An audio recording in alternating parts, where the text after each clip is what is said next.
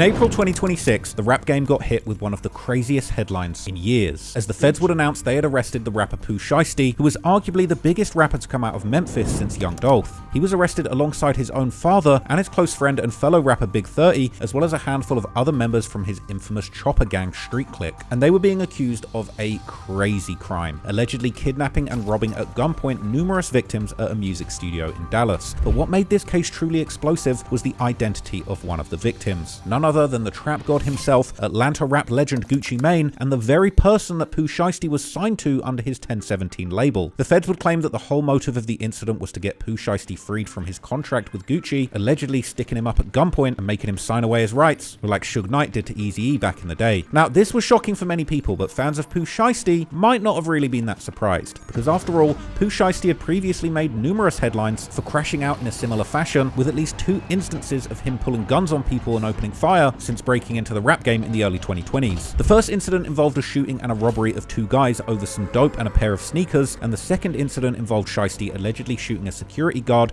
at a fully packed strip club during what was supposed to be his own performance. I mean, Pooh Shiesty was so prolific as a ski mask wearing robber, the one whole ski mask ended up being known as a Shiesty all around the world. So in a lot of ways, it wasn't really a surprise that this certified crash out specialist decided to pull off yet another one of his signature moves that had previously landed him in federal prison for years. But the craziest thing of all was that Pooh Shiesty apparently did this robbery after having only walked out of the feds 6 months before, and still while on an ankle monitor, all while his PO was calling him telling him to go back to the house. After getting his freedom back in October of 2025, Pooh Shiesty, at least for a minute, was looking like the biggest hope that the rap game had, dropping his mega hit FDO, aka First Day Out, and shooting straight up the charts like he never left, with him actually at one point being the only rapper in the top 20 Billboard charts. He had come out of jail with a rare second chance not only to change his own life, but the lives of everyone around him, and an opportunity to build genuine generational wealth, an opportunity that most rappers can only dream of. But unfortunately, it seems like you can take a Shiesty rapper out the streets, but you can't take the Shiesty streets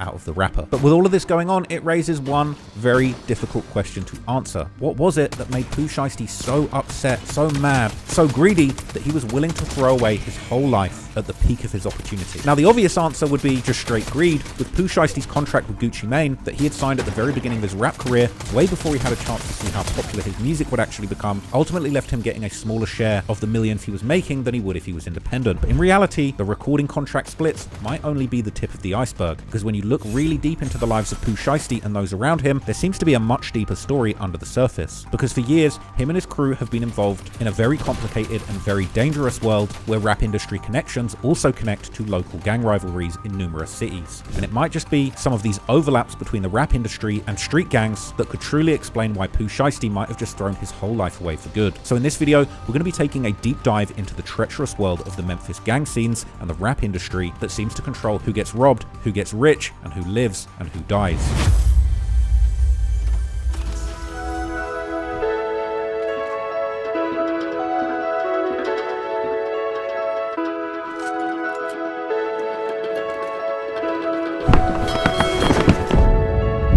I wanna get to them racks, get to that money, I wanna be ballin'. If you fall and break your back, don't worry, you can call Morgan and Morgan. If you've had serious damage to your body or internal organs, and you know it wasn't your fault, then you might have a case, you really might wanna call them.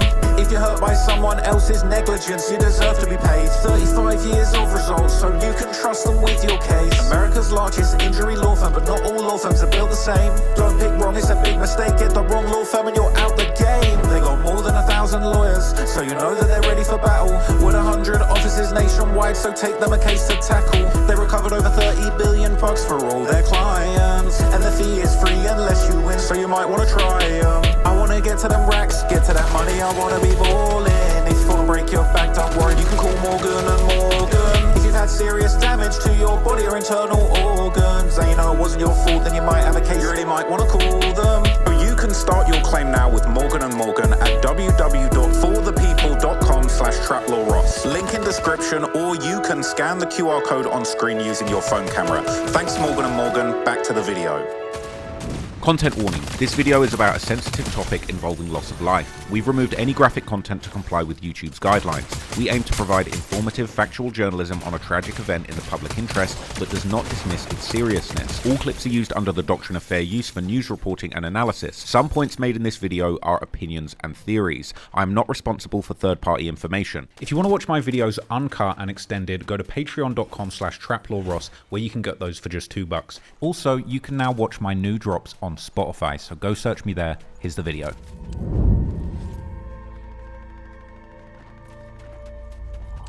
In order to understand all of the complex gang and music history connections behind Pooh Shiesty, we've got to go all the way back to the start. On the 8th of November 1999, that's when Pooh Shiesty, real name Lontrell Williams Jr., was born in Memphis, Tennessee. And it would be here that he would spend much of his early life growing up in the Cane Creek apartments in South Memphis, not far from the Castalia Heights neighborhood where another Memphis rap sensation, Young Dolph, actually hailed from. But Pooh Shiesty would not be the first rapper in his family. Actually, his father, Lontrell Williams Sr., would also make music under the rap name Mob Boss and even had his own record label, Mob Ties Records. But much like his son later on, Mob Boss would eventually find himself caught up in repeated legal troubles too, each time ending up behind bars and putting his rap career on hold. So clearly, the apple doesn't fall far from the tree. In fact, Shiesty's father's criminal history stretches all the way back to at least the early 90s, when local news reported how he was arrested for a murder of an 18-year-old named Harold Williams while he was only 15. Due to his extremely young age, it's not clear exactly what happened to these murder charges, but in the following years, Pooh Shiesty's father's name would keep popping up in local news in relation to various serious crimes. Already the following year in 1993, he would allegedly accidentally shoot and kill his girlfriend while toying around with his gun, ultimately getting charged with criminally negligent homicide. This was followed by drug and gun charges in 1999, the very same year that Pooh Shiesty was born, along with assault charges in 2002, and then in 2004, his name was once again connected to a murder case as local radio personality Rebecca Glan, known on air as Rebecca Fox, was brutally assaulted and murdered in her own apartment by a man named Stanley Andrews, who had then stolen Glan's cell phone and credit cards and allegedly given them to none other than Pooh Shiesty Sr., along with another woman named Marquita Thomas. Somehow, Shiesty's dad would seemingly always end up getting away with a rather light sentence, and there might well be a good reason for this, which we'll discuss later. According to the paperwork, he would only receive a 1-year sentence in the county workhouse in 2006, which was immediately suspended with him being placed on supervised probation. Now, it's hard not to notice the parallels between father and son, with both Pooh Shiesty and his pops seemingly unable to stay out of legal trouble for decades. However, in Shiesty Sr.'s case, financial pressures likely played a serious role, as he was never able to take his rap career to the next level like his son. Already the very next year, in 2007, he ended up getting caught inside a trap house where police recovered more than 3 pounds of cocaine, nearly 5 pounds of Mary Jane, and close to 100 e-pills, crack, a pistol, and over 11 grand in cash. The case, combined with his earlier convictions, seemed to finally land Shiesty Sr., aka Mob Boss, some real prison time, with this being marked by a farewell bash held in his honor in April 2010 before he seemingly went on to serve his sentence. According to court documents, Shiesty Sr. was the primary custodial parent to his son, and while he had been unable to stay away from the life of crime, he had seemingly tried his best in raising a young Pooh Shiesty, with Instagram lives from years later between the two showing just how close their bond was as a father and son. CEO got on her. I just went and bought me a new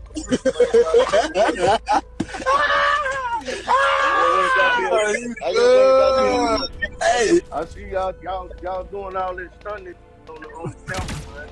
My poppy was one time, CEO. When we didn't have shit like this, just to be on our head. Headache. Come on now, you know how we came out. Oh, my son. Oh, yeah. Come on, we y'all about to put that little bit. But now, with his dad in prison, Pooh Shiesty had to move out of Memphis and go and live with his mother in the city of Pflugerville, Texas, a suburb of the larger Austin Round Rock metropolitan area. This would have been a much calmer surrounding for a child to grow up in than the hoods of South Memphis, but this would only last for a couple of years when eventually his father was released again and Shiesty would once again move back to his original stomping grounds. It was likely around this time that Shiesty also begun getting involved in street gangs. He would later claim on social media that he was already repping his own gang as early as 6th grade, called the Chopper Gang Military. Around this period, Shiesty, or Lontrell, would also pick up the nickname that would later become his rap alias. This nickname was given to him by his older brother, Terrence Henderson, aka T to P, a nickname that, according to Shiesty himself, reflected the lifestyle he was already living at that point, suggesting that even at a young age, he wasn't afraid to snake or cross people whenever it would benefit him. How did I get my name, Pooh Shiesty? From my brother, T to P, because of my lifestyle. Like, that what was going on.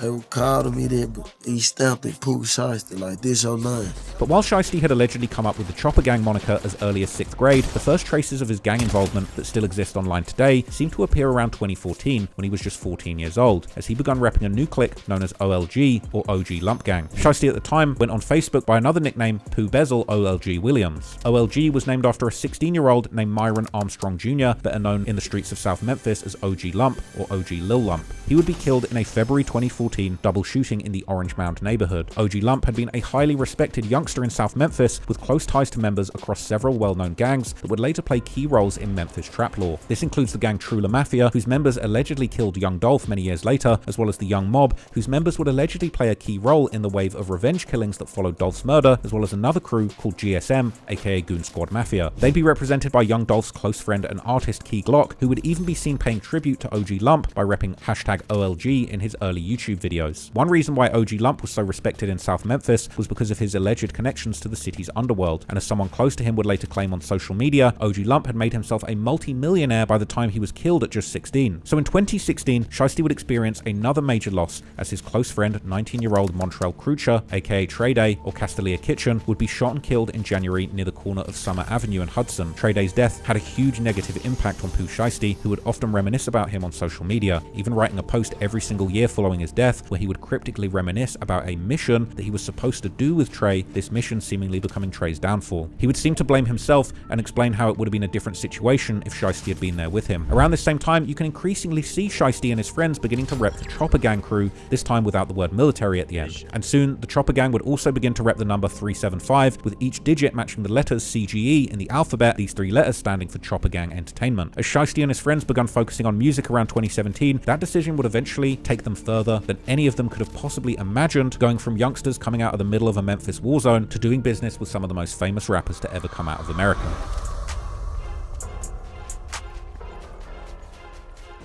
From the beginning, it seems that Pooh Shiesty and his friends were clearly influenced by the old rap of their hometown of Memphis, with dark horror movie inspired beats combined with fast and aggressive flows. Sometimes they would even use samples taken directly from pioneers of Memphis rap like the 3 6 Mafia, with this formula playing out like clockwork and leading to a lot of fast motion amongst the group. As early as October 2018, one of their first music videos for the song Breaking News, which had Pooh Shiesty and his friends rapping over a beat inspired by the iconic Halloween horror movie theme song. That track quickly picked up a local buzz in Memphis, and in the music video filmed right in front of the Cane Creek apartments, Pooh Shiesty can be seen holding a Draco or two as he opens his verse with some very telling lyrics, rapping about earning the name Shiesty through doing robberies, and also referencing making the news for shooting someone with a Draco and describing himself as someone who can't be trusted and promising that he'll snake you. Another rapper in Pooh Shiesty's circle who showed a lot of potential from early on was his good friend Big 30, who repped both Chopper Gang and another gang known as KSBG or Not That Gang. Their main territory was at the New Horizon Apartments, formerly known as the King Gate Apartments, located about a 15-minute drive south from Shiesty's Cane Creek Apartments. But besides Big 30, this gang has included many other well-known rappers such as Cheese Dollar and Big Nooski, who would both unfortunately be killed as part of a huge Memphis gang war that allegedly was launched after the murder of Young Dolph, with these murders even possibly playing a role in why Shiesty has once again found himself in jail, something we'll get into in more detail later. But Shiesty and Big 30 were also close with another very popular rapper from Memphis, Big Scar,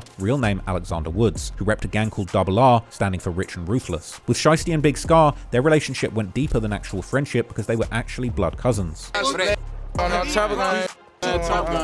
ain't know. These props. They know that. Yeah, they props. I know props out here, you know. I ain't gonna lie to y'all. We ain't got a props to crop out here. We real, we slug. Gonna die. Gonna die, and I got one in the head. 300. Them blanks. Oh God, I'm die. Them blanks, man. I ain't talking about none. Them blanks. These blanks. Hey, Pooh, what you say? See you. Roll out everything. It's the beam, come. Yeah. What's going on? Chopper Gang. Yeah. Smoking fatties out here. Double R gang, man. Chopper gang. But while all these crews were increasingly focusing on music, the streets would keep taking away their friends. And almost exactly 1 month before Shiesty and his friends would release their first hit, Breaking News, a beloved Double R member called 2-3, real name Kalitri Boone, was shot and killed together with his father and a third man after a fight between two groups would escalate into a shooting at the Chopper Gang's hood in the Cane Creek Apartments. But despite the mounting losses that undoubtedly took a toll on Shiesty and his friends, they would stay focused on their music dreams, pushing out song after song, and a couple of years later, Shiesty and his cousin Big Scar would end up having a surprisingly similar career trajectory. trajectory, as they would both end up getting signed to the legendary Atlanta rapper Gucci Mane's 1017 record label in 2020. And that year, both of their careers would blow up to the next level as they would push out music independently as well as together, along with Gucci Mane, and all of these videos now have tens of millions of views on YouTube, while Shiesty would also drop numerous hit songs with his friend Big 30, who at this point had already signed a deal with Memphis rapper Moneybagg Yo and his Bread Gang Entertainment. However, around this time, an awkward tension began to surface between Big 30 and Gucci Mane. At one point, Big 30 would post a photo of himself with Shiesty and Gucci, captioned 375-1017, essentially meaning a link up between Chopper Gang and Gucci's 1017. But for whatever reason, Gucci Mane didn't seem to appreciate the gesture. He would jump into the comments with a surprisingly aggressive response, calling the post cap and telling Big 30 to stop posting him, insisting they had only met once. According to some rumors, this beef actually came from the fact that Gucci would have wanted to sign Big 30 but couldn't due to him already having a deal with Moneybagg Yo. I feel like, Gucci bipolar, you know what I'm saying? He probably did really want to sign 30 because, he would have hit the jackpot if he would have got 30 and Shiesty, you know what I'm saying, on his team. But, 30 was already signed the bag, so you can't expect him to be like, man, you bag, I'm gonna go sign to Gucci just because Gucci want me to sign to him. However, years later, during a No Jumper interview, Big 30 would address the situation, downplaying it as nothing more than a misunderstanding and claiming that Gucci Mane had actually apologized and that the issue had been resolved a long time ago. And one thing that did go viral with Gucci, how did you feel? Like, I think you had posted a picture of Gucci and then Gucci was like, I met you one time or something. How did you feel when he had said that? And then what was your relationship like now? I mean, as soon as I seen this, threw us out, because it was me and Shiesty the first time meeting him. So we both hit him like, damn, what's up, this grew up. You know what I'm saying? And I ain't gonna talk about what we said in the midst. Yeah. And long story short, Gucci was like, man, I was tripping, I'm gonna fix it. We did that better, man. He flew out to Miami, did free song, free video with him. You know what I'm saying? Apologize like a man, you know what I'm saying? But whatever the truth may be, this will be the first time that any kind of tension could be seen between Gucci and the other young rappers from Memphis. But by and large, rap industry beefs were probably the last thing on their mind at the time, because while Pooh, Shiesty and his friends' music careers were skyrocketing, they would remain deeply invested in the Memphis street politics and petty local beefs. In July 2020, Shiesty was seen going back and forth with fellow Memphis rapper Big Boogie, who reps a gang called the Red Rum, or R4L, out of North Memphis. At this point, it's hard to even pinpoint what ultimately sparked the beef between Boogie and Shiesty, but by some accounts, it started over something as trivial as Shiesty seeing a younger guy dissing him and Chopper Gang on social media, only to later find out that the kid was tied to Big Boogie's Red Rum crew. Meanwhile, Boogie would respond by implying that Shiesty was just creating drama because he had wanted a feature from him. However, there were also rap industry rivalries playing out in the background too, as Big Boogie was getting signed to the rapper Yo Gotti's CMG label, with the Memphis bred Yo Gotti famously having a very long friends-turned-enemies beef with Gucci Mane, whose label that Shiesty was now repping. Moreover, the beef was likely at least in part fueled by a larger divide in the Memphis gang scene that had been simmering for years, if not decades at this point, as tensions between gangs from North Memphis and Shiesty's South Memphis would run deeper than anyone could have possibly imagined. But whatever the case, it didn't take long before Shiesty jumped on Facebook Live to go off on Boogie, warning that he was ready to pull up and at the very least put hands on him, while adding that he had never liked the Red Rum set, implying that there were indeed deeper street-related matters behind the beef. I can't beef. Listen, all right, let me clear this up though. Ain't no beef, y'all. Don't think we beefing. This a barber, y'all. This man was just cutting her in jail. Ain't no beef, but why you say something back? What? A feature? A feature? A feature? You can't pay for a feature right there. Mom, you can't pay for one of my features, girl. You can't pay for one of my features, homie. Yeah, right now. It's good. You know I ain't like you. In the street, like, we ain't gonna talk about that on here, though. We ain't gonna talk about none in the streets on here. If you want a feature, just say that. I'll kill you. I'll shoot you in your head. It's about a feature. I can't wait to see him. He ain't gonna say none of that. That man ain't gonna say none of that in real life, cuz. That Rudolph get this 30 bump. Call stats, but I gotta beat this. So I got to touch his up. Well, I ain't gonna lie, I'm gonna blow your ass off, boy. I gotta blow his out just for that talking. Cause why you say something back, cuz? You did that out of your fans, cuz. You let your fans boot your head up, cuz. Nah, Hank got something to say to him. He was just locked up. Hank ain't gonna do nothing. Hank don't move no more. Hank don't move, shoot, nothing no more. You just watch everything. But me, I'ma beat you, shoot you, all this. I ain't Shit ain't stain nothing. Boogie would soon respond, seemingly confused why Shiesty was going so hard at him, before saying that he wasn't even worried about him one bit. Come on, man. Shiesty, bro. We ain't never had beef. We never had words and all that. Get tapped, man. I ain't getting tapped over here, bro. I ain't getting tapped, but keyboard. Come on, man. Don't worry about nothing, bro. Where your beef come from, big bro? Oh, my bad. Let me fix that. Mr. Bad Guy, where your beef come from? We never had words, none of this, bro. We saw each other twice. Not even twice. Our word didn't even come up. Didn't come up. Come on now, my people, half of my people bump you. Come on now, bro, this ain't that, bro. Hey, bro. Then, bro, I seen you go off on a lot of people. That must be your favorite word or something. I'm not finna, look, what he talking about, what the negative about it.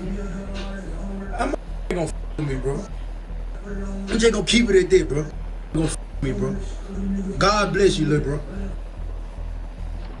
I ain't worried about Mr. I ain't worried about nothing with no more. But Shiesty would keep escalating the beef, even making a weed pack called Red Rum to imply that people from Boogie's Red Rum gang were about to die and that he was planning to literally smoke them. But unfortunately, this is exactly what ended up happening, because just days after the back and forth, Big Boogie's concert in North Mississippi was shot up, leaving 3 people injured and 2 dead. One of the dead victims was Boogie's friend, 19-year-old Jasmine Bradshaw, who had been on stage with him when the gunfire popped off. According to local police, the shooting was likely connected to a gang war in Memphis, and that would add a very dark undertone to something that Shiesty had said previously during that Facebook Live, where he had reminded Boogie that he had shows coming up, almost as if he was hinting that they were planning to go down there and shoot it up. Look, yeah. Look, yeah. I ain't play with the gun like that, bro. Why you play with it? You done caught yourself. You got shows in the head of you, bro. Then look, However, in the end, the police would end up arresting Boogie's own friend called Rude Boy, real name Sheldon Gibbs, ultimately charging him with 2 first-degree murders for the death of Jasmine and the other person. But in reality, things might have been far more complicated than that, as Boogie responded to the arrest by posting a claim that the whole situation had been a setup while adding the caption "Free Rude," clearly not blaming his own friend for the killings. But whatever really happened, the beef between Shiesty and Boogie would soon die down, at least for a minute, as Shiesty and his friends were too busy getting in legal troubles elsewhere. On October the 1st, 2020, Big 30, real name Rodney Wright, was hit with felony drug charges in Brookside, Alabama, after being pulled over in the early morning hours. Cops would find $17,000 in cash, a loaded Glock 40, codeine cough syrup, and some weed in the car occupied by 30 and another man. But Big 30 wouldn't stay locked up for long, and soon after posting bail a few days later, he would mark his release the way rappers often do, dropping a celebratory music video for the track First Day Out, which now has over 14 million views. But while that was going on, Pooh Shiesty was also getting busy and racking up legal problems of his own. On Friday, October the 9th, 2020, he and 2 of his Chopper Gang affiliates were out in Florida, in the affluent city of Bay Harbor Islands just outside of Miami. He was enjoying his newfound success and living that flashy rapper lifestyle that came with it. Somewhere along the way, they set up a meeting with a couple of guys, supposedly to buy some high-end sneakers and some good old kush, and apparently also settling up an extension for a McLaren that Pooh Shiesty had rented through one of those people. But true to his name, at some point Shiesty seemingly decided that he wanted to get Shiesty and take whatever he wanted without paying for it. And what happened next, unfortunately for him, was caught on nearby security cameras. These would capture the parties arriving at a parking lot before Shiesty and his partners would pull out guns, initiating a chaotic shootout where the 2 men that they came to meet would end up getting shot and hospitalized before Shiesty and his crew would flee the scene, all of this on camera. Shiesty even accidentally left a Louis Vuitton bag filled with $40,000 cash on the ground during the chaos. In many ways, this incident was kind of similar to Shiesty's most recent robbery of Gucci Mane, as the entire stick-up was so poorly planned and executed that it only took a few days for Shiesty and his partners to be arrested. But in this case, the pure irrationality of it all, a well-off rapper driving around with $40K in cash, suddenly deciding to commit an armed robbery in broad daylight, to the judge, it felt like there must have been some context missing, and that doubt would ultimately be enough for Pooh Shiesty's legal team to get him a bond. According to the arrest warrant, while the alleged victims were talking with Williams, 2 men from the other black car approached them with guns, shooting at them, and Williams allegedly pointed an assault rifle at one of them. He's kind of a well-known guy. He's number 1 on Spotify right now. So we're to believe that he shows up to this alleged robbery scene to rob a person with his own $30,000 in cash from someone that he rented the car from. The victims went to an urgent care on Biscayne Boulevard and later to Aventura Hospital for their gunshot wounds. Something happened outside of the vehicle, which has nothing to do with my client. He could face life in prison if convicted of armed robbery with a firearm, a charge that usually has no bond. The story is laid out in the warrant, makes absolutely no sense in regards to my client. I am okay setting a bond. I think this is missing a lot, and I don't generally set a bond in an armed robbery, but it really is nothing here showing me participated in this. The judge set Williams' bond at $30,000. After his release in November 2020, Shiesty's incredible run in the rap game would culminate in him releasing the hit song Back in Blood that featured Lil Durk. For Lil Durk, the song's release came at a difficult time. This was the very day that his artist and close friend King Von ended up getting killed, with Durk seemingly finding out the news of his death while on an IG Live debuting this song. Meanwhile, after the release of that track, which today has close to 500 million views on YouTube, he would unfortunately slip back into his old street ways as well, as his beefs in the streets of Memphis would continue, this time as a direct result of the popularity of his new hit song. Because the lyrics of Back in Blood weren't just generic boasting about doing gangster stuff and robbing people, they were allegedly directly referencing real events and dissing a real rival gang that they had robbed, known as EBG. This crew hail from North Memphis, an area known locally as Smoky City, particularly a street there called Crockett Place. On the song Back in Blood, when Shiesty raps about someone knowing who took something from them and taunting them, telling them to get it back in blood, he was allegedly directing that line at EBG, referencing an incident where Shiesty and other Chopper Gang members had allegedly robbed some EBG members of their guns. Members of EBG would later tell their version of events, claiming that Chopper Gang members had actually broken into a house and burgled them for some guns, even though Shiesty was making it seem like the guns had been robbed from right out of their hands directly. And they would also add that Shiesty hadn't even been part of that incident. I know took off my bro. Broke in the house, man. You stole, man. You stole and you ain't even do it. I don't run up and say act like they robbing. You home and face, you steal. It's real, but that man ain't take nothing from us, bro. They got this twisted bad, you hear me? Like bad for real. I know sitting playing with us like this. On the 15th of December 2020, Shiesty would post a cryptic Facebook update saying that if someone drops that song, they will die before their child is born. This would turn out to be a direct message to EBG rappers EBG E-Jizzle and Moo Slime, who had recorded a response to Shiesty's Back in Blood on the same beat, together with a music video. They would end up dropping that on New Year's Day before Pooh Shiesty had even had a chance to drop the official video for Back in Blood. In their music video, the EBG rappers can be seen wearing hoodies reading CGK, which stands for Chopper Gang Killers, while E-Jizzle begins the chorus with some heavy lyrics naming 2 Chopper Gang members who had supposedly participated in stealing the guns, Rico and Mitch, while adding that Rico had been killed while Mitch had gotten locked up. So EBG quite literally couldn't have even got Back in Blood if they tried. These lyrics would mean that the entire incident with the stolen guns had happened already some years ago, as Rico, or Co, real name Derrico Houston, had died already back in January 2019 when he was dropped off to the emergency room by 2 other men suffering from a fatal gunshot wound. Memphis police say 2 men driving a red SUV left 20-year-old Derrico Houston outside the ER at St. Francis Hospital late Tuesday night. When doctors got him inside, they say he was already dead from a gunshot wound. I'm trying to find out what happened to my son. He was a sweet, respectful young man, and I feel like his life was more valuable than what they tried to do at work. I just killing him and leaving him on the curb at the hospital like this. Now, the police would later arrest none other than the Chopper Gang member Mitch, real name Mitchell Conrad, in relation to the shooting, and he would seemingly tell the police all about the incident that had led to Rico's death, claiming that it had been a sliding mission gone wrong. Pooh Shiesty, on the other hand, would later reference the incident in his 2019 song Day One, seemingly suggesting that Rico had called him 5 times before the shooting, and that even after it happened, Shiesty kept trying to call him back, unable to even come to terms with the fact that his friend was gone. So when Shiesty found out that the EBG rappers had dropped the video dissing his good friend, before he'd even had a chance to release the official song, he was seemingly furious, taking to Instagram to say it was the worst move EBG had ever made, while also adding how EBG had nothing to do with Rico's murder and that they had never done anything to them, while also adding that EBG couldn't say the same about Chopper Gang, and that he had personally taken the guns from EBG, not Rico and Mitch. Shiesty would also mention how he had already made 18 million views off of dissing EBG, and that tomorrow he would be dropping the full Back in Blood music video. And indeed, the very next day, Shiesty appeared to be forced into dropping that video, which had been filmed in Chicago with Lil Durk and featured not just the 2 of them, but also other major names like the Baton Rouge rapper Fredo Bang, along with several other members of Lil Durk's OTF crew, with Shiesty showing the world that he had the power of his music industry contacts and their alleged gangs behind him. Shiesty would also seemingly direct his label to copyright strike the EBG rapper's response video for using the same beat as Back in Blood, something that EBG members would explain during their interview with Street Juice TV. Image. The rap industry is fake. Everybody, we all just, yeah. They show you, they just got our video took down. Yeah. Rap industry is old.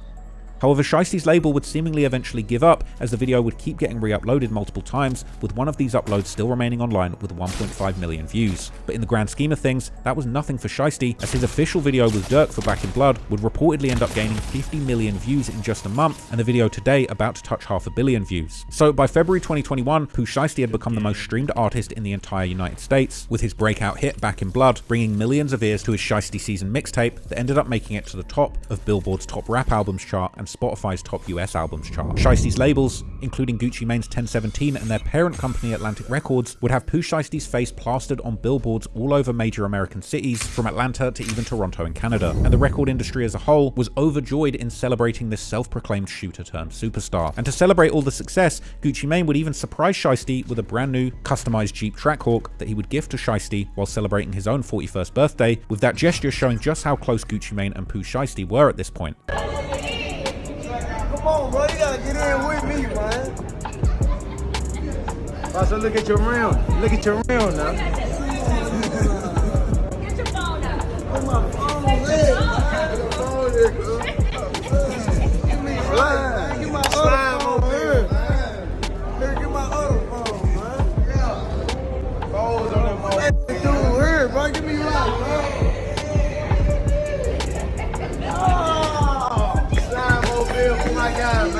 But as you might expect by now, even with all of that success, Shiesty himself was still knees deep in various street beefs that he just couldn't let go of. After having had their Back in Blood remix taken down numerous times, Shiesty's ops from EBG had followed up with another diss track called Rumors by EBG E Jizzle. This would even feature a FaceTime cameo with Quando Rondo, intended as a subtle dig at Lil Durk, who had featured on Back in Blood, as Lil Durk's close friend and label mate King Von had been famously killed by a member of Quando Rondo's entourage. This was soon followed by another diss from E Jizzle and Moo Slime called Make It Clear, dropping in late January. However, around a week later on Super Bowl weekend 2021, it would seem that all of that dissing would end up backfiring, as rumors begun spreading that an EBG member had gotten shot, with Shiesty quickly taking it to social media to mock the person repeatedly for allegedly being paralyzed in the incident. Meanwhile, Big 30 would also join in on the dissing. At first, the rumors were pointing towards the EBG rapper Moo Slime, but he would quickly shut those rumors down by posting a video of himself walking around his house to show that he was perfectly fine. Next, the rumors would have people focusing on the other rapper EBG E Jizzle, with even Pooh Shiesty himself posting how he was talking about Jizzle while adding that Moo Slime was going to be the next one. However, E Jizzle too would quickly shut down those rumors, at least partly, as he would admit that he had indeed been shot 3 times in the arm, but he was far from being paralyzed, and also claiming that the shooting had nothing to do with their ops. Jizzle was also quick to turn the incident into a promo opportunity, as he would release yet another diss song titled Paralyzed in late February. Also continuing to taunt Shiesty on social media, this time hitting him where it really hurts,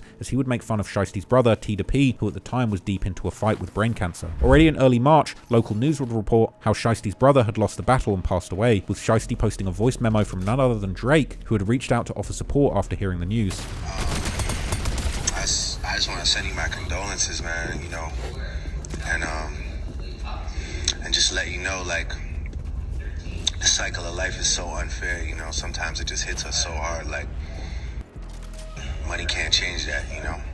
Something I just went through too with one of my friends, but I just want you to know, G, like, you're doing something that a lot of people can't do, man. You're rising above and providing for your family, your friends with hard work, and you know, it's something, just know that everybody, you know, got to witness, and I'm sure they're all just proud of you and have the most love for you in their heart, you know, and that's something that I just want you to know, you know, in a tough time like this, realize, you know, what you've been able to accomplish in this short time and what you still have in front of you, and I'm just wishing you strength, you know, in these times, man, and then just enjoy the love from your people.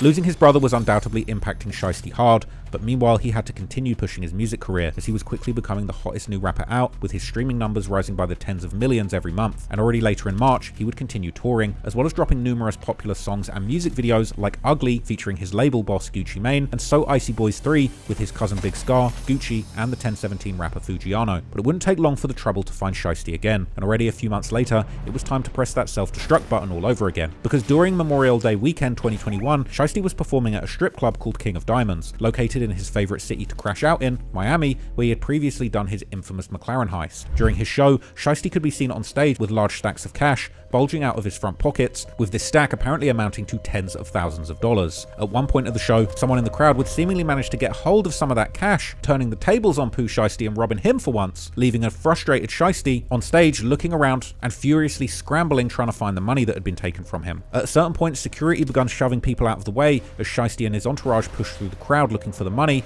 but in that moment, a gunshot would suddenly ring out, sending everyone scattering for safety. Following the commotion, Shiesty was captured leaving the club, surrounded by security, while visibly holding a gun and seemingly wiping the prints off of it with a napkin. Meanwhile, the fans in the crowd would slowly gather themselves, still visibly shocked about what had just taken place.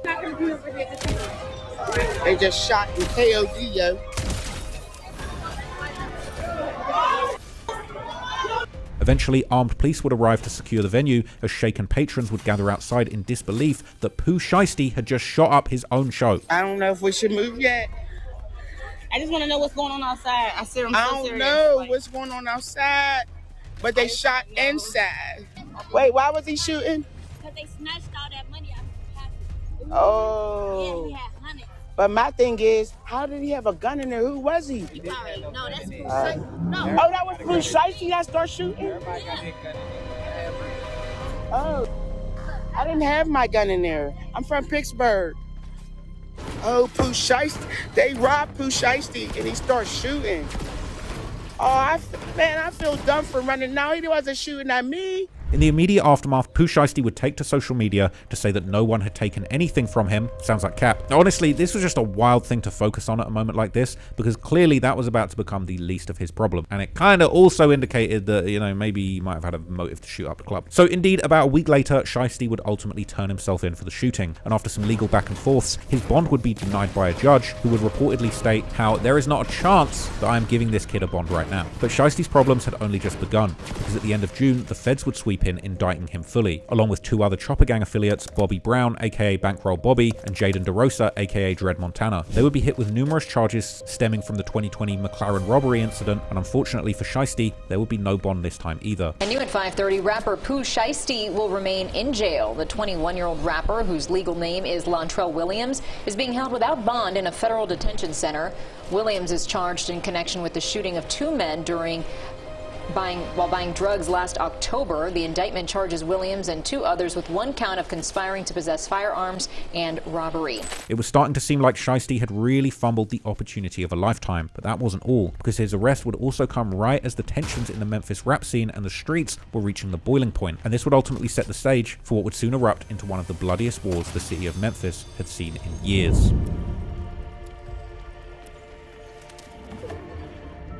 While Shiesty would remain locked up for the time being, the Memphis rap scene would go through some extremely turbulent times. However, still in October 2021, things had got off to a strong start for Shiesty and his friends, as his close friend and fellow rapper Big 30 secured a new deal with Moneybagg Yo's Bread Gang Entertainment, this time in partnership with Endless Entertainment and the major label Interscope Records, bringing the business partnership between Big 30 and Moneybagg Yo to lucrative new levels. But unfortunately, the very next month would usher in one of the darkest periods in the history of the Memphis rap scene, as the hometown icon, rapper Young Dolph, ended up getting gunned down in broad daylight inside of a cookie shop whilst back in the city doing charity work. Now, what exactly happened next I've covered in very deep detail in my video Murder Memphis, how 12 people died for Dolph, but for the purposes of this video, here's just a very rough summary. Young Dolph's murder would become connected to the South Memphis gang True La Mafia, particularly their very prominent member named Justin Johnson, who was better known in the streets as the rapper Straight Drop, along with his partner in crime Cornelius Smith. While unproven theories and rumors would link Yo Gotti's brother Big Juk and the True La Mafia affiliate Hernandez Govan to the plot, alleging that Juk actually put up the money for the hit while Govan acted as the mastermind organizing it, the alleged motive behind the hit was ultimately a long-standing beef between the two rappers and their labels, Young Dolph and his paper route empire aka PRE, and Yo Gotti and his collective music group aka CMG. As covered in countless YouTube breakdowns, Young Dolph's death was followed by a deadly wave of violence, which was often framed as the Slide for Dolph campaign, where the growing body count was seen as a retaliation in his honor. But in reality, what followed ran far deeper than simple revenge for Young Dolph. It was years of tension finally boiling over, and a city completely split down the middle. As I mentioned earlier, Memphis had seen this before, when the streets were once divided along the lines of North Memphis versus South Memphis, and in a city where the rap game and the streets had become almost indistinguishable, two powerful camps begun to form, with one orbiting around Dolph's PRE and the other around Yo Gotti's CMG. On the PRE side, the main force in the streets sliding for Dolph was Young Mob, one of the oldest and most feared gangs in the city, based out of the Walker homes in South Memphis. Their alleged leader, Stupid Duke, also known as Spooky Duke, had spent years locked up on serious charges, including attempted murder, but had finally been released in early 2021, touching down on the streets right as tensions in the city were about to erupt following Dolph's murder. And by his side was his right-hand man, the rapper BEO Lil Kenny, who had a strong personal bond with young Dolph, often crediting him in interviews for believing in him when no one else did. This is why I like the Dolph, bro, because even though I had pending cases going on, I had a bad rep in the street. I had hey man, don't fuck with Lil Kenny, you know what I'm saying? Hey, he gonna do something crazy. But Dolph still, you know what I'm saying? Hey, Lil Kenny, bro, you know I wanna mess with you, bro. You know I wanna bring you in, bro, you know what I'm saying? He like, bro, look, this is what we gonna do right here. Woo, woo, woo, give me the rundown on that. And I'm like, cool, we gonna do that. And then a day or 2, 3, 4 days later, I get jammed up, you know what I'm saying, go to jail. But I just kind of respected it, even though everybody else was kind of like, man, I don't know if I want to mess with Lil Kenny. Lil Kenny got it going on. He got his buzz, he popping, he doing the music, you know what I'm saying? And he can actually do big things, but I don't just know where his mind is, you know what I'm saying? And I kind of with that he was ready to take that chance on me, meaning he believed in me somewhere, you know what I'm saying? Dolph had also signed Young Mob connected artists like Kenny Money to PRE, making the link between the label and the gang official. But beyond the straightforward alliance between PRE and Young Mob, the affiliations beyond that quickly became far more tangled, highlighting one of the defining traits of Memphis's underworld, a web of overlapping ties that even online communities are struggling to map out. On one hand, Young Mob and PRE were closely connected to the R gang, repped particularly by Pooh Shiesty's cousin Big Scar, who despite being signed to Gucci Mane, also maintained a close relationship with Young Dolph and PRE, but the connections between PRE, Young Mob, and R ran very deep even beyond Scar, as CEO Jizzle, another R rapper and a known shooter, is actually Young Dolph's blood cousin, while Kato 2 Times, also a rapper and shooter from R, is related to the Young Mob leader Stupid Duke. Then there's also Big Unk, a close R affiliate who is signed directly to PRE. But despite these deep connections, after Dolph's death, R found itself caught in the middle of an escalating war, because they also had strong ties to Pooh Shiesty's Chopper gang and their closest affiliates, Big 30's KSBG gang, a gang that according to later federal paperwork had turned into Young Mob's main enemy in the streets of Memphis. Now the reasons behind this rivalry are long and complicated, but one thing that definitely wasn't helping was that KSBG had grown increasingly close with Moneybagg Yo's BGE label, who had just signed both Big 30 and also his cousin and another KSBG rapper named Big Nooski. But the problem with that was that Moneybagg Yo wasn't cool with the Young Mob at all, because while he hailed from the Walker homes and was once deeply tied to the gang, they had had a complete fallout, with this being at least partially sparked by Moneybagg Yo collaborating with a rapper accused of killing a respected Young Mob member, something Stupid Duke would even reference in an interview before he was let out of prison. What's really going on with you and Moneybagg? Moneybagg crossed the line, you know, it's forever, he smoked for life. You know, he did a song with a dude, killed one of the homeboys. He got his face on the TV cover, all of them got his name tattooed on them. He just did some foul stuff that you can't never come back from. So, you know, it's smoke. It used to be Young Mom, and he did a song with a dude to kill Young Mom. So, you know, this forever. This something ain't gonna never stop. This is Lewis. So was he Young Mob from the beginning? Yeah, he was Young Mom from the beginning.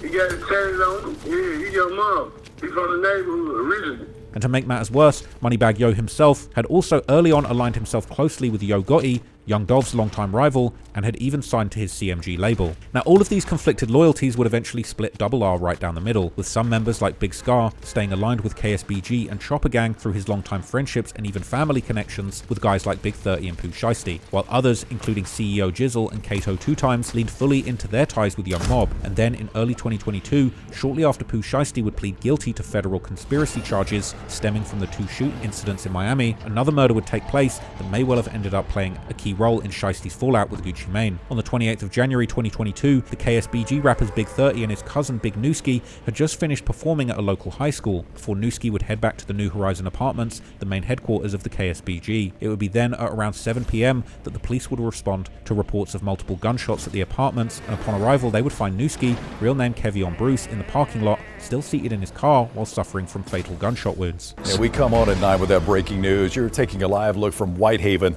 Now, this is not the scene. You can see we've been pushed back from the perimeter, but police are on the scene of a shooting.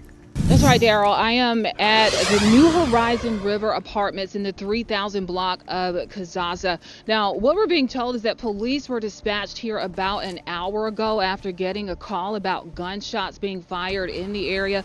Now, what we do know right now is that police are reporting that one male victim was shot here. Now, again, the victim did not survive his injuries. Online, Newski's murder was later labeled as another case of sliding for Dolph. The reason for his murder supposedly being his close relationship with one of Dolph's alleged killers, the Trula Mafia member Straight Drop, with some online detectives attempting to prove their connection, noting how both had been posed in front of the same white Corvette. Now, it was true that Newski and Straight Drop were childhood friends, like so many of the youths from South Memphis, but in reality, the reason for Newski's murder was likely far more complex and had much more to do with his affiliation with KSBG in the streets and his affiliation with Moneybagg Yo's Bread Gang Entertainment in the rap game. This made him a major enemy of the young mob. Moreover, Newski also had a reputation in the streets of Memphis as a shooter too, which was seemingly confirmed by his cousin Big 30, who would rap in his August 2022 song Scared of Us that Newski had almost 9 bodies under his belt. In fact, according to online rumors, Newski had allegedly even had at least one shootout with a young mob where he had allegedly hit Stupid Duke personally with a leg shot. Now, following Newski's death, social media would fill up with tributes, with Newski's Bread Gang label head Moneybagg Yo changing his profile picture to Newski and writing on his stories how he has got his back forever, while Pooh Shiesty 2 would later pay tribute to Newski from behind bars in his December 2023 song Federal Contraband 2, which was recorded through the jail phone, with Shiesty mentioning several of his beloved friends who had passed away, including OG Lump,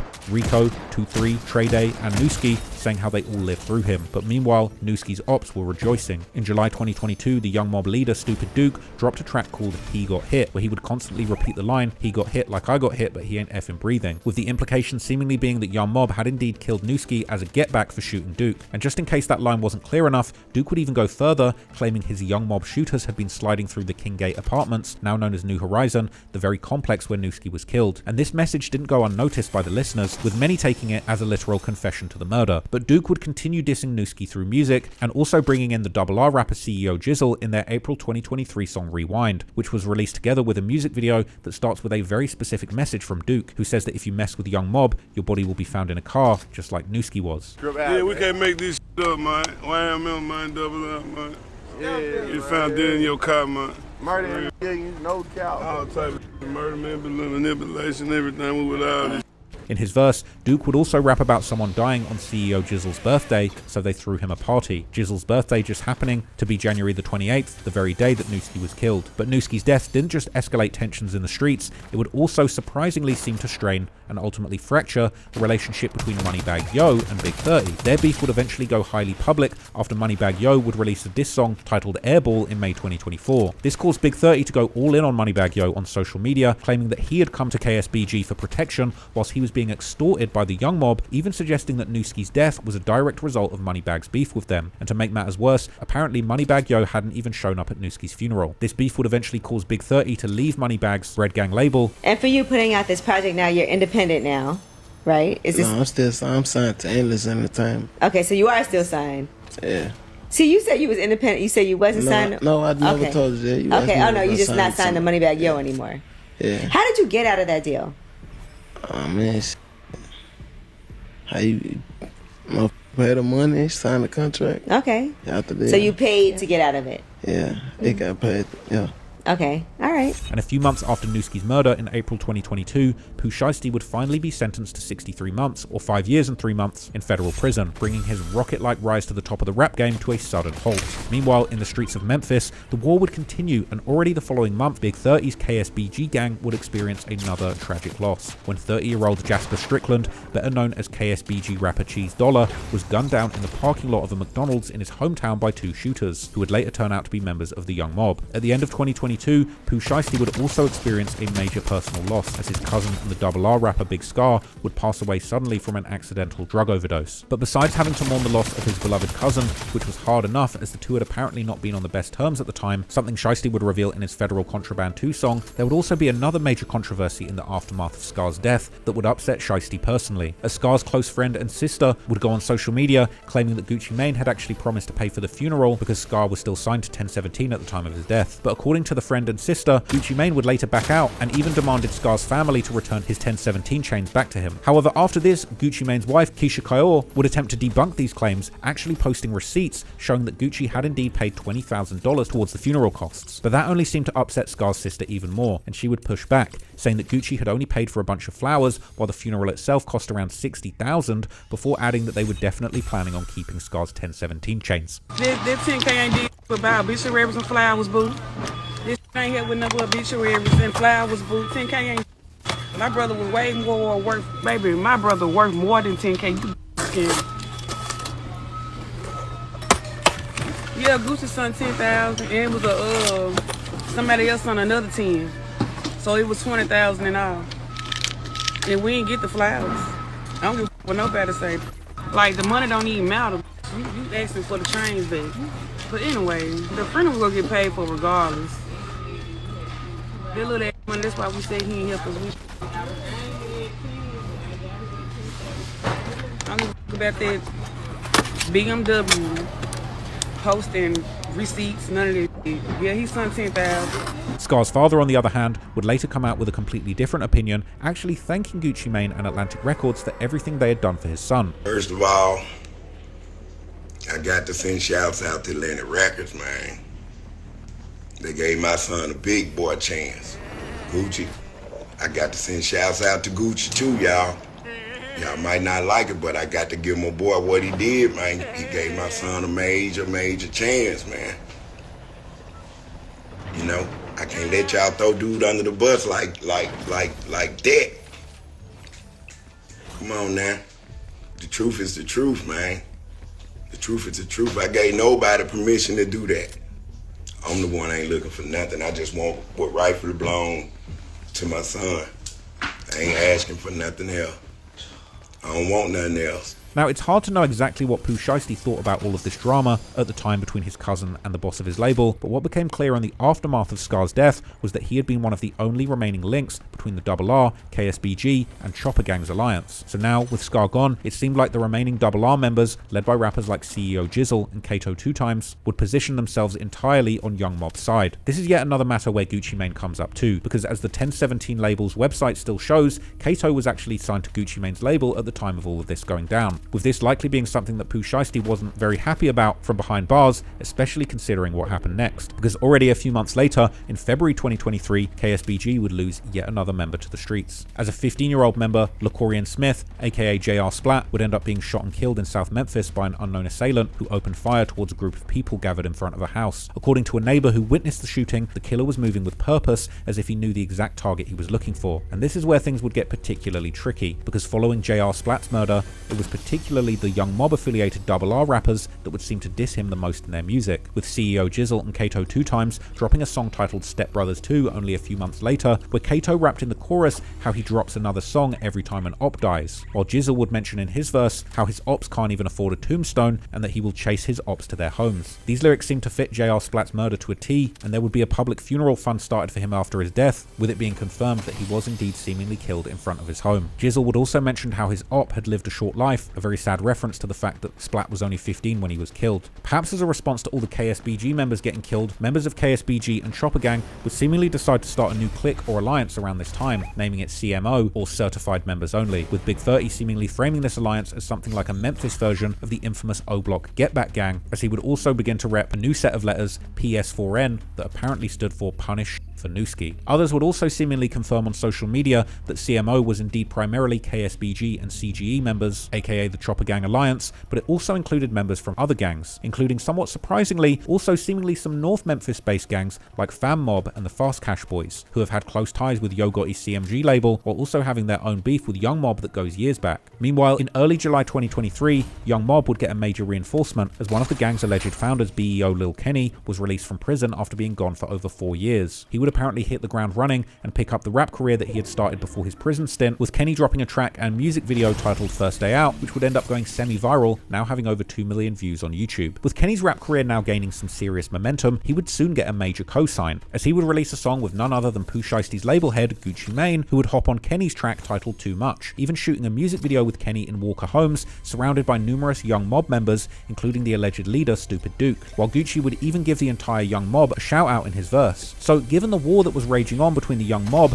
and the newly formed CMO alliance, it's safe to assume that neither Big 30 or Pooh Shiesty were feeling Gucci Mane pulling up and collaborating with the ops. But then, things were about to get even worse. Because already the following month, on the 26th of October 2023, yet another prominent KSBG member would be killed, as 28-year-old Cortez Wallace, aka Big Grape, was shot at a gas station in the Whitehaven neighborhood. Years later, paperwork was posted online from an alleged federal investigation against the young mob, which alleged that an informant had told an investigator on the 27th of October 2023 about a homicide that a young mob member called Mitch had allegedly committed recently. The timing of this matched eerily closely with the murder of Big Grape that had taken place just the previous day. But at the bottom of the document, there would be the most explosive part, as the informant would tell how Mitch was attempting to rent a car so that he could drive to Nashville to receive a payment for the homicide from none other than Lil Kenny, meaning that the person who Gucci Mane had just done a feature with would allegedly the following month pay for a murder targeting one of Big 30 and Pooh Shiesty's friends. But this time, the get back against young mob would allegedly happen in record speed, and already later the same day that Big Grape had been killed, popular young mob rapper Big Motor was also gunned down in a drive-by shooting where another car would pull up next to Motor's car in traffic and someone inside would open fire, causing Motor to crash. Fans and friends say Big Motor's music was making a name for the artist in the hip-hop community, and they call what happened to him yet another tragic shooting involving a Memphis rapper. Ain't nothing I can say bad about him, you know, but in this city, man, you get some type of shine on you, man, they gonna hate on you, and somebody gonna come at you some kind of way, one way or another. Right now, police are still trying to figure out what led up to the shooting and find the person responsible, as neighbors remain on alert. Then finally, in July 2024, Young Mob's campaign of terror would at least come to a temporary end, as the feds would announce that they had indicted 15 people on drug trafficking and firearm charges. The original indictment named 8 alleged Young Mob members and affiliates, including also Stupid Duke, aka Brian Lackland, but notably BEO Lil Kenny would be absent from the list. And 1 year later, in July 2025, the feds would announce that they were charging Stupid Duke and the 7 other Young Mob members with a RICO in addition to all of these crimes. But according to court paperwork related to these charges, in March 2024, Stupid Duke had been casually having a phone call with one of his hitters who told Duke that members of Pooh Shiesty's chopper gang were hanging out on a street corner. Essentially, he was asking Duke's permission to slide on them, to which Duke appeared to agree, causing the police to send officers to the location before anything could happen. This pretty much showed that for Young Mob, members from the KSBG and chopper gang were essentially one and the same, and it didn't matter which set the victim came from, they just wanted to catch anyone. And on Reddit, people would also point out how Double R's CEO Jizzle had begun openly dissing chopper gang, making it pretty clear which side of the war Pooh Shiesty was likely to align with when he got out of the feds. In the club screaming out Stash Squad, you know the got beat by the whole mob. So, on October 2025, the day would finally come when Pooh Shiesty was released from federal prison, getting out early after being locked up for about 4 years, with time served and good behavior helping him shorten his sentence. Shiesty would lay low for a few months, but in December he would come out with a banger, releasing the song and music video for the track FDO, or First Day Out, another certified hit where Pooh Shiesty sounded like he was back like he never left. The track would be bar after bar of pure confidence, bravado, and braggery, with him opening the track by seemingly addressing anyone who had doubted his ability to climb right back to the top of the rap game. It also didn't take long for Pooh Shiesty to start dropping bars that sounded rather self-incriminatory, as he would rap how he hasn't shot anyone in like 4 years, which actually matches up the timeline from the strip club shooting, and then adding how he hasn't sent a hit in 3 years, the implication that he had actually sent at least one hit from within the prison walls. But the only question being, was he referring to a hit inside or outside of the prison? He would also take the moment to remind fans that nobody is as shiesty and as slimy as him, echoing Lil Durk's line from their hit song Back in Blood, where Durk had seemingly tried to claim the title of the most shiesty from Pooh. Pooh would also acknowledge the war that had been going on in his hometown while he'd been away, saying how following it from the sidelines had driven him crazy, before delivering the song's perhaps most iconic line, which would later end up being very ironic after the events that unfolded after, as Pooh would rap how he's unfortunately both the CEO and the top shooter for his gang, meaning that he can't just focus on music and making money through music. Even at this point in his career, he still sees himself as carrying the responsibility of putting points on the scoreboard in the gang war, perhaps even implying that the KSBG and chopper gang side actually genuinely needed his sliding skills during the war while he was locked up. This would be followed by another very telling bar, as Pooh Shiesty would shout out none other than Yo Gotti, this being a kind of subtle diss that threw shade in multiple directions, in a way kind of putting down Young Dolph's paper route empire and their alleged muscle in the streets of Memphis, young mob pretty much shouting out their biggest op. But also perhaps towards Gucci Mane, because he had a years-long beef with Yo Gotti too, so for his artist to be shouting out Yo Gotti on the track kinda shows that he's not respecting his OG. Shiesty would also drop a line that almost foreshadows his downfall that was soon to come, rapping about signing his deal and getting locked up soon after, suggesting that he never even got the chance to see if the deal with Gucci actually benefited him. There were also numerous instances of Shiesty rapping about prison and using the associated slang, showing just how institutionalized he still was at this point, with one lyric making some people a little bit confused because it kind of sounded like Shiesty was just randomly dissing Lil Wayne, as he would rap how he has guys in the feds smoking Lil Wayne. However, in reality, this was actually a play on words, because Lil Wayne's nickname is Tunchi, and apparently in prison, smoking Tunchi refers to smoking K2 or Spice, the so-called synthetic marijuana. Interestingly though, a few months after the release of Pooh Shiesty's FDO, none other than the young mob rapper Lil Kenny would end up releasing a new song of his own titled Meep Meep, where he would seemingly reference these lyrics and using it as an opportunity to diss Pooh's fallen member Big Nooski, with this seemingly showing that even though Shiesty was out, the young mob was still coming after him and the Chopper Gang, also implying that Stupid Duke, who was indeed still in the feds, might well have had something to do with Nooski's murder. Now, it had taken a few months for Shiesty to drop his first song after getting out of the feds, likely in part because of the intense pressure that comes after a rapper gets released from prison these days, because fans are pretty much just constantly calling the rapper washed if he doesn't come back with a multi-million view hit immediately. But Pooh Shiesty definitely didn't have that problem, and even after the long wait, as soon as FDO was released, it went absolutely crazy. It hit #1 on Billboard's Hot R&B Hip Hop Songs charts, and the music video today has now over 50 million views on YouTube. This was pretty much the best outcome Shiesty could have possibly hoped for his Fresh Home song. It showed that even after all of these years being away,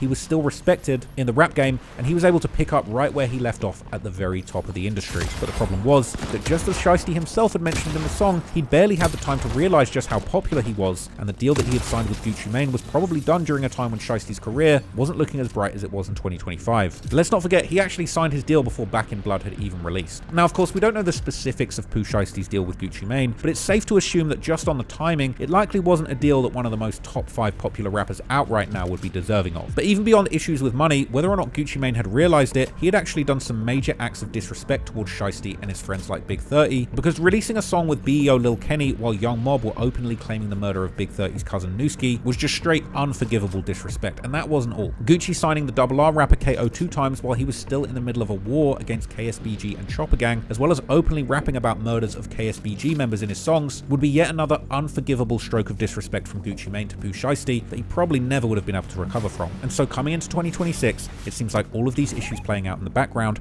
ultimately culminated into perhaps the biggest and baddest crash out of Pooh Shiesty's entire career.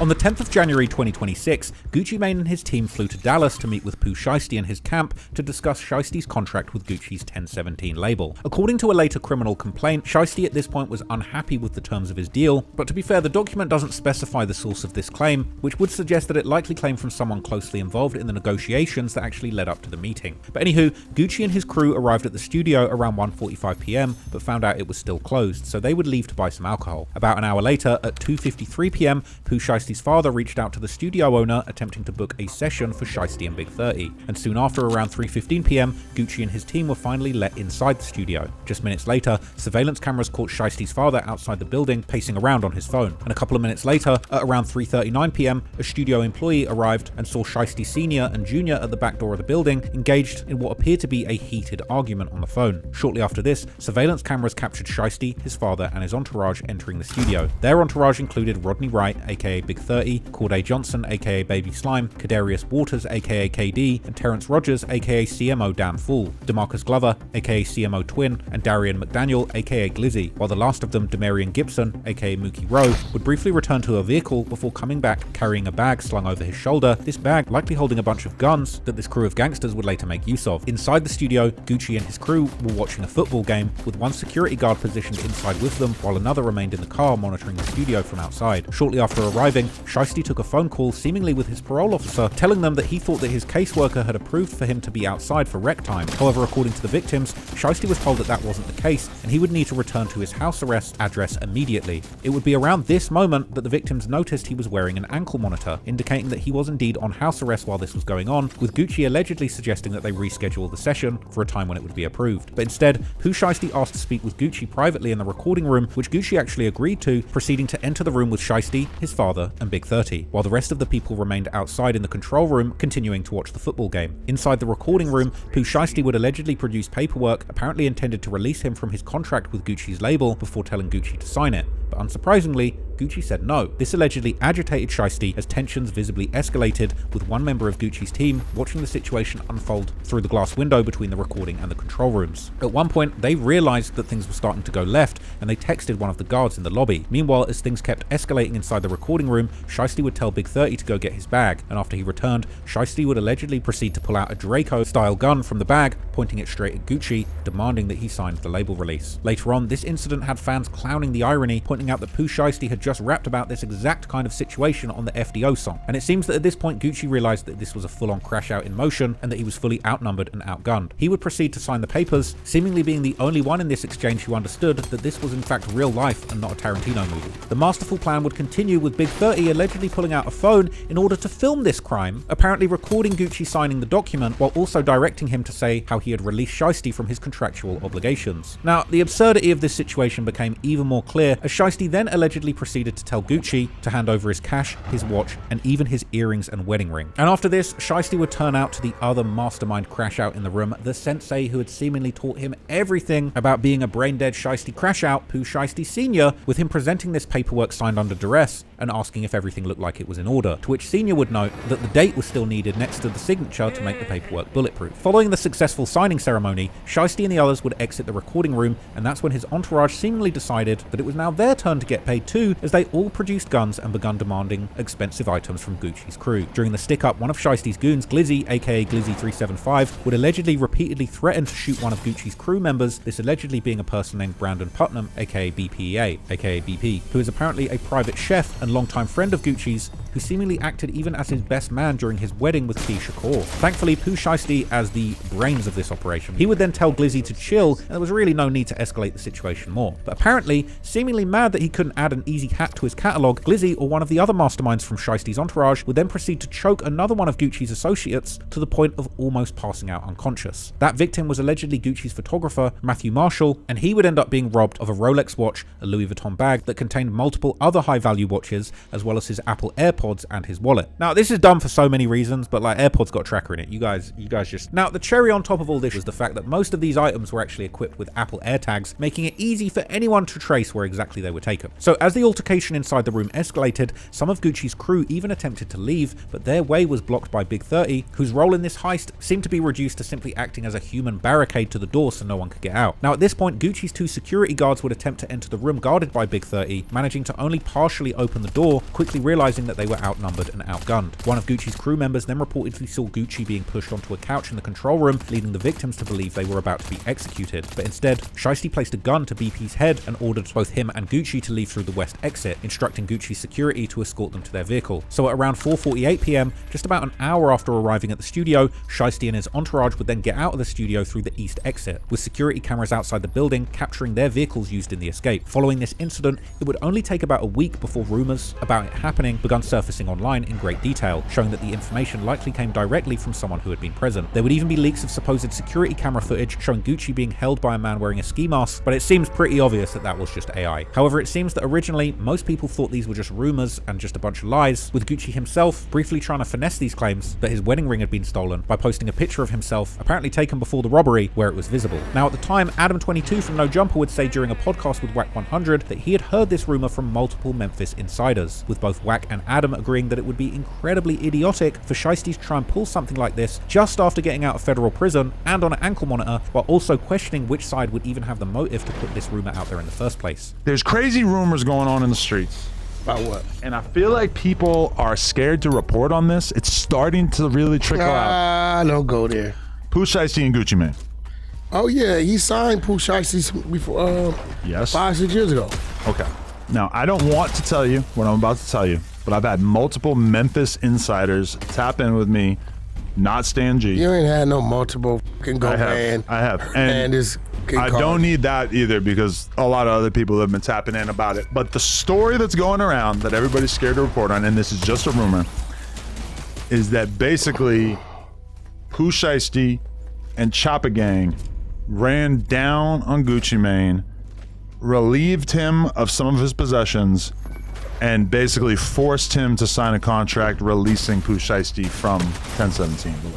I think it's because why would Pooh Shiesty's, we haven't heard Gucci Mane mention any of this, and why would Pooh Shiesty's team put that out when this is identical to the same type of case, controlling case, he just did time in the feds on? And I agree, that sounds insane to get out of doing 4 years in the feds and then immediately do something that would basically get you right back in the feds. No, that's not insane.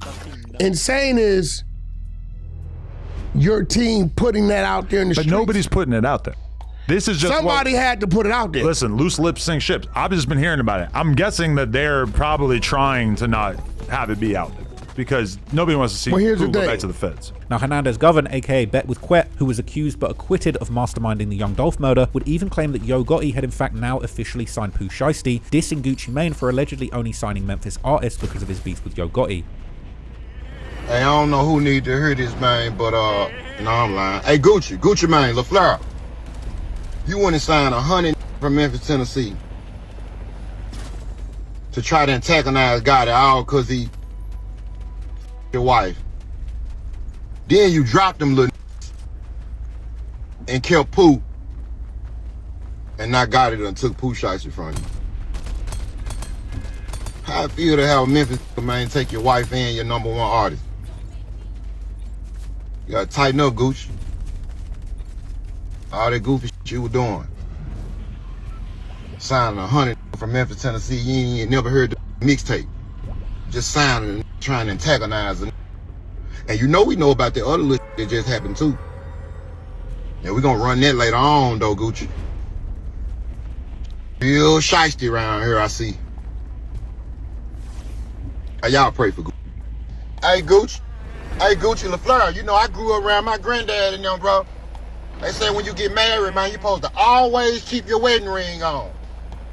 Always keep your Damn, my bad, Gucci. You don't know what yours is. But meanwhile, Pooh Shiesty carried on rapping as if nothing had happened. If anything, he seemed even more reckless. He would post on Instagram in February that he had more bodies than any other rapper except maybe Lil Boosie. And he would also be flexing his wealth, boasting to fans how it was his goal to buy an $11 million compound for his family in Texas. Clips would also resurface showing Shiesty casually lying to his probation officer, saying that he was in home, when in reality he was actually moving around the city and appearing on live streams, just showing how little Shiesty had seemingly learned from his long prison stint. Yeah, Latrell Williams, yeah, I'm at the house.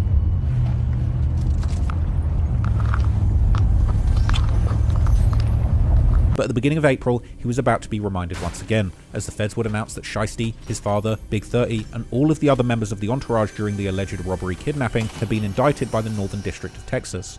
This week, 9 individuals, including well-known musical artists, kidnapped and robbed at gunpoint numerous victims at a music studio in Dallas, Texas.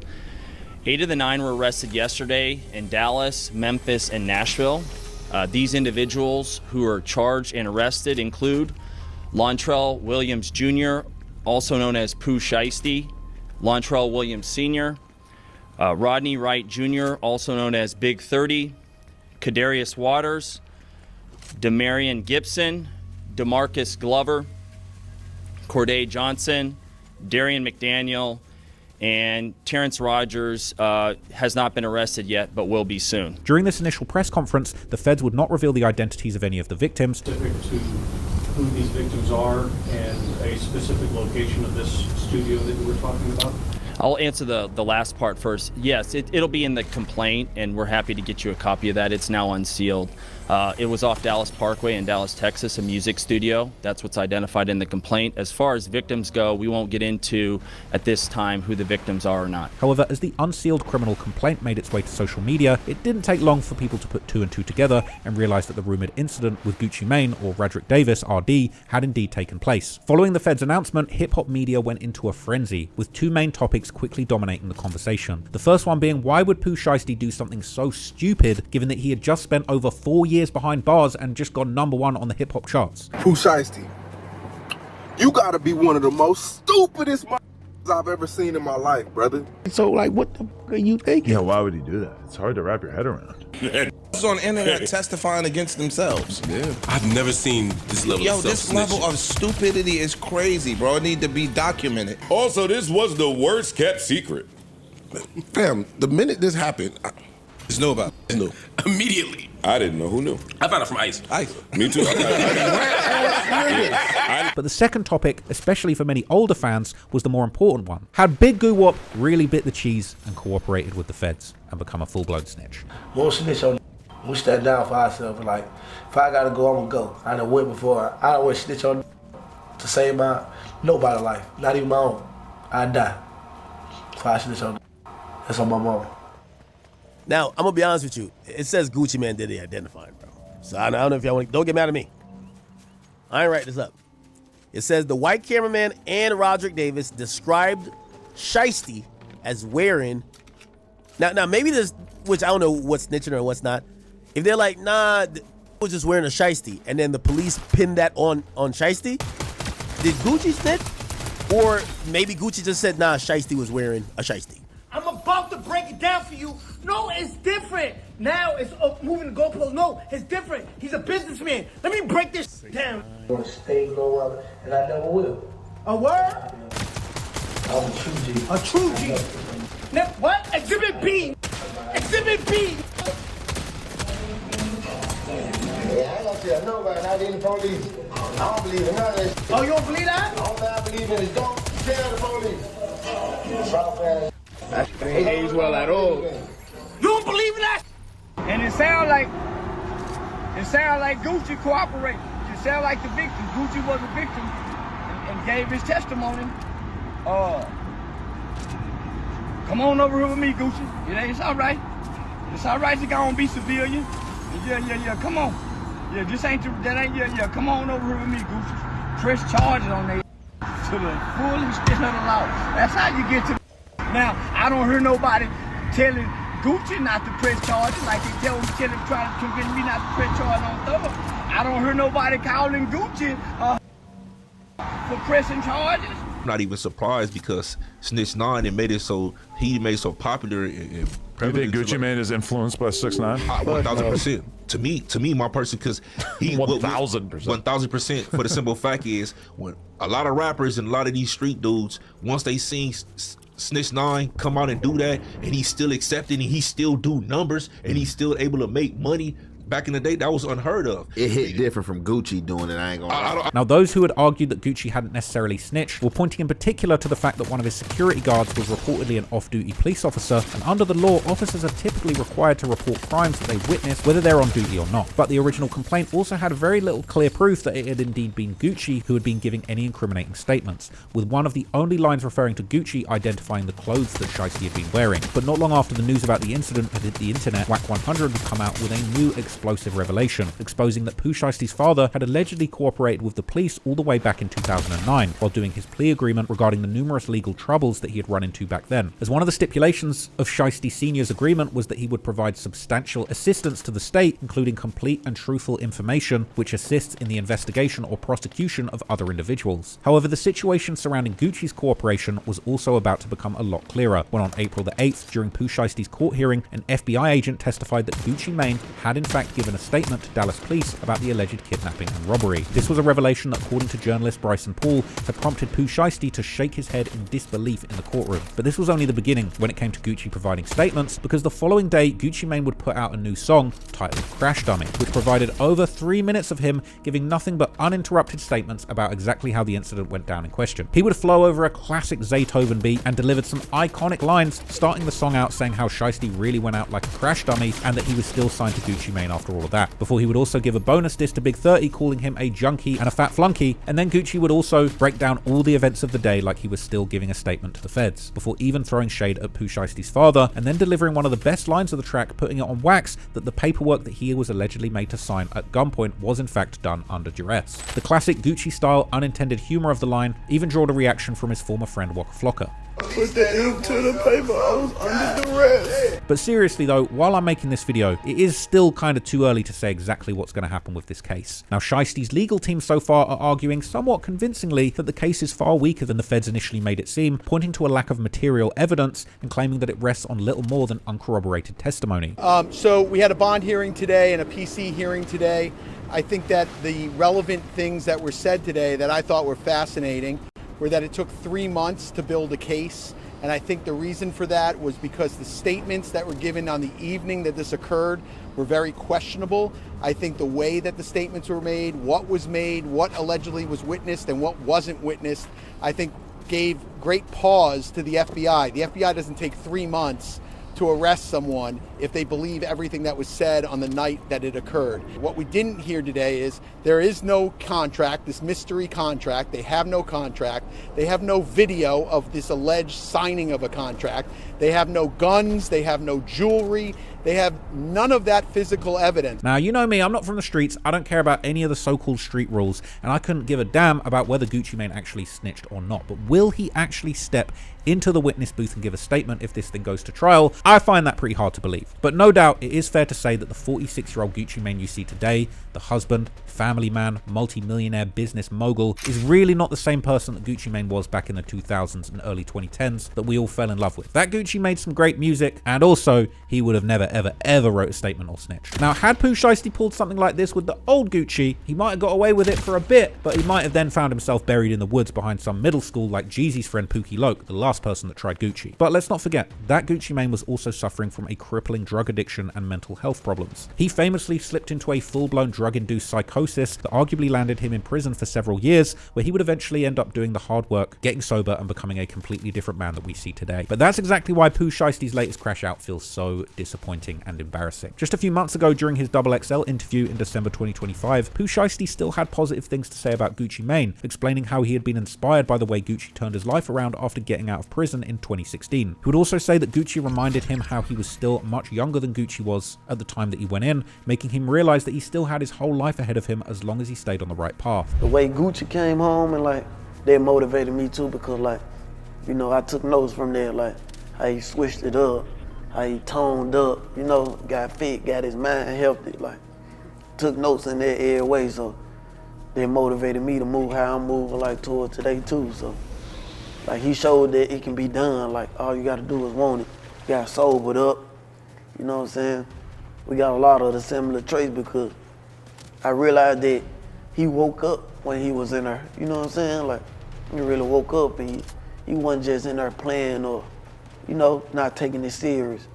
Another thing he told me too was like, Shiesty, you 20 years old going to go see what I saw at 35 years old. You know, you got a head start as long as you got this out the way first, you know. Fortunately, it had to happen, but it happened, bro. It is what it is, so you got to get this out the way early. For almost exactly 1 month after the release of that interview, Pooh Shiesty would go back on everything he had said in the interview and pretty much just regress back to the time before his federal stint, showing that unlike Gucci Mane, he had seemingly learned nothing from his time behind bars. So look, I don't know what's going to happen with Pooh Shiesty. We're going to have to wait and see. But in my opinion, regardless of how this turns out, this is indeed one of the most iconic and idiotic crash outs in the rap history that we've ever witnessed. So yeah, let me know what you guys think of this, and I'll see you guys in the next video. Peace. Another one.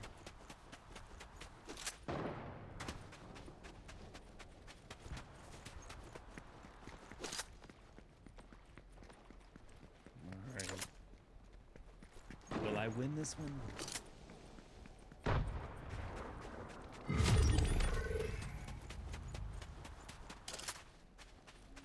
I really need this. Here.